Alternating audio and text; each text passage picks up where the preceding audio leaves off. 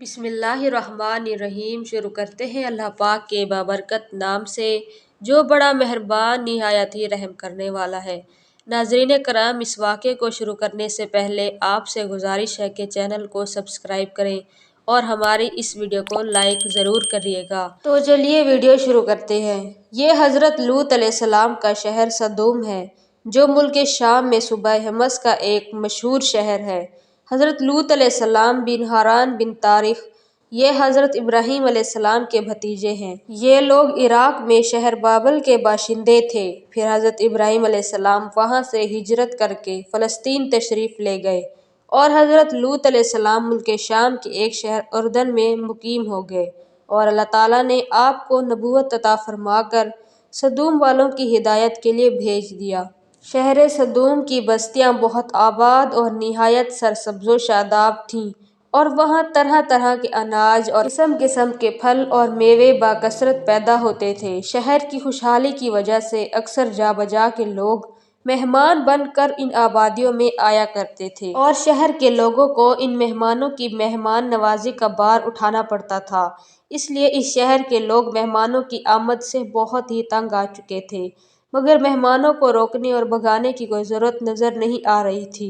اس ماحول میں ابلیس لعین ایک بوڑھے کی صورت میں نمودار ہوا اور ان لوگوں سے کہنے لگا کہ اگر تم لوگ مہمانوں کی آمد سے نجات چاہتے ہو تو اس کی یہ تدبیر ہے کہ جب بھی کوئی مہمان تمہاری بستی میں آئے تو تم لوگ زبردستی اس کے ساتھ بدفعلی کرو۔ چنانچہ سب سے پہلے ابلیس خود ایک خوبصورت لڑکے کی شکل میں مہمان بن کر اس بستی میں داخل ہوا اور ان لوگوں سے خوب بدفعلی کرائی۔ اس طرح یہ فعل بد ان لوگوں نے شیطان سے سیکھا۔ پھر رفتہ رفتہ اس برے کام کے یہ لوگ اس قدر عادی بن گئے کہ عورتوں کو چھوڑ کر مردوں سے اپنی شہوت پوری کرنے لگے۔ چنانچہ حضرت لوط علیہ السلام نے ان لوگوں کو اس فعل بد سے منع کیا، مگر انہوں نے ان کی بات نہ مانی۔ چنانچہ حضرت لوط علیہ السلام نے ان لوگوں کو اس فعل بد سے منع کرتے ہوئے اس طرح واعظ فرمایا، جن آیات کا ترجمہ یہ ہے: اپنی قوم سے کہا، کیا وہ بے حیائی کرتے ہو جو تم سے پہلے جہان میں کسی نے نہ کی، کہ تم تو مردوں کے پاس شہوت سے جاتے ہو عورتیں چھوڑ کر، بلکہ تم لوگ حد سے گزر گئے۔ جب قوم لوط کی سرکشی اور بدفعلی قابل ہدایت نہ رہی تو اللہ تعالیٰ کا عذاب آ گیا۔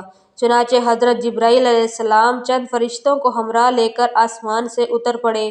پھر یہ فرشتے مہمان بن کر حضرت لوط علیہ السلام کے پاس پہنچے، اور یہ سب فرشتے بہت ہی حسین اور خوبصورت لڑکوں کی شکل میں تھے۔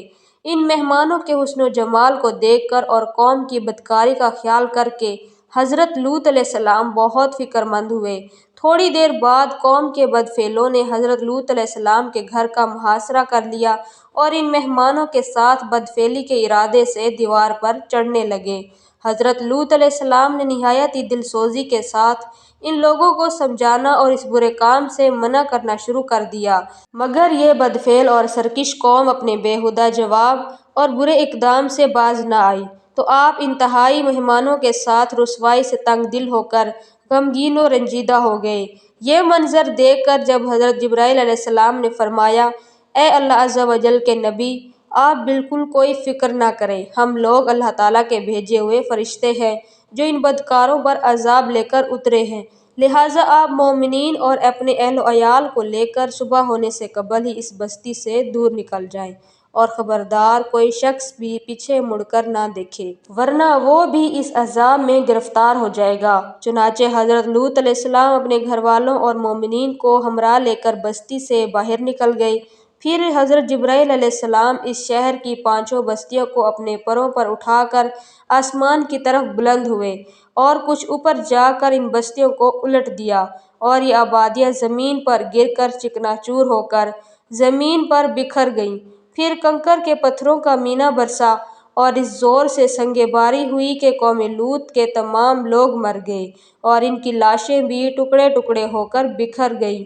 عین اس وقت جب یہ شہر الٹ پلٹ ہو رہا تھا، حضرت لوط علیہ السلام کی ایک بیوی جس کا نام وائلہ تھا، جو در حقیقت منافقہ ہی تھی اور قوم کے بدکاروں سے محبت رکھتی تھی، اس نے پیچھے مڑ کر دیکھ لیا اور کہا کہ ہائے رے میری قوم!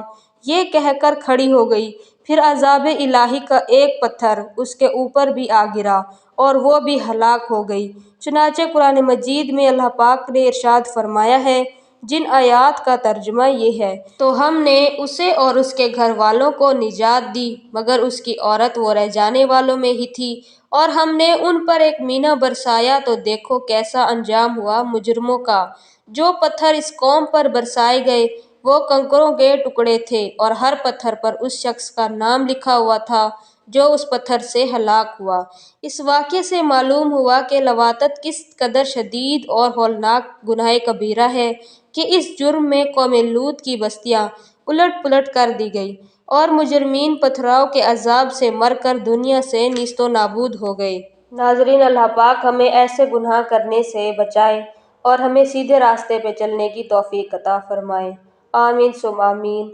تو ناظرین، یہ تھی آج کی ویڈیو۔ امید ہے کہ آج کی ویڈیو آپ کو اچھی لگی ہوگی۔ ویڈیو کو لائک کر دیجئے اور چینل کو ضرور سبسکرائب کیا کریں۔ اپنا بہت سارا خیال رکھے گا۔ ملتے ہیں اگلی ویڈیو میں۔ اللہ حافظ۔